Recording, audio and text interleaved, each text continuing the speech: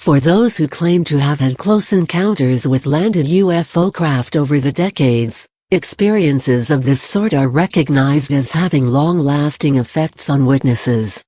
Sometimes there are physical changes that occur, which may affect the health of an individual, or even present some residual presence on the environment, which suggests a physical interaction that had taken place.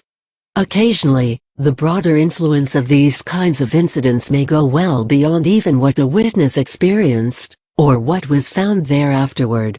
Staking their claim in the histories of the places where they occurred, some UFO incidents have left such a lasting impression that they have been made into memorial sites, as tributes built in their memory. Perhaps the most famous commemorative sites relating to purported UFO landings is the UFO Trail near Suffolk, England, which remembers the famous Rendlesham Forest incident.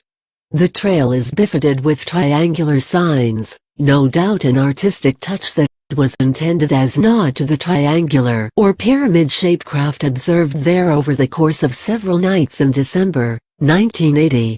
In Scotland, a similar memorial commemorates the purported attack of a man named Robert Taylor, who 1 year prior to the Rendlesham incident, claimed to have observed the landing of an unusual aircraft at Decmond Law in Livingston, West Lothian, Scotland in November, 1979.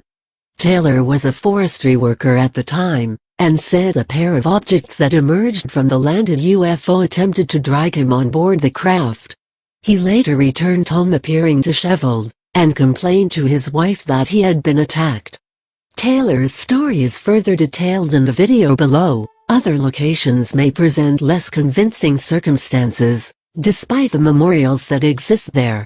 On May 18, 1946, roughly coinciding with the beginning of Sweden's Ghost rocket wave that year, a Swedish businessman Gösta Karlsson claimed to have observed the UFO land near a forested area of Kronoskogen, outside Ängelholm.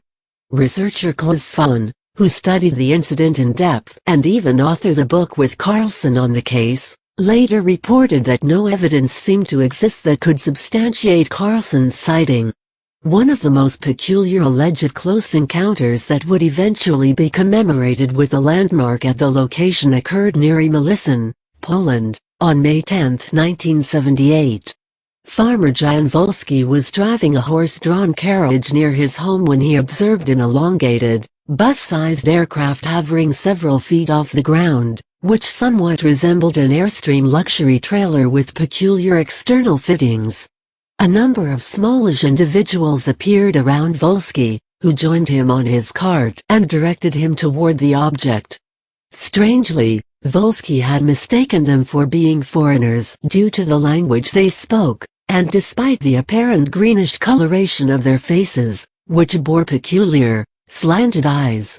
Once they reached the object over the field, Wolski was taken aboard, and advised to disrobe, at which time an examination by two objects resembling plates or saucers.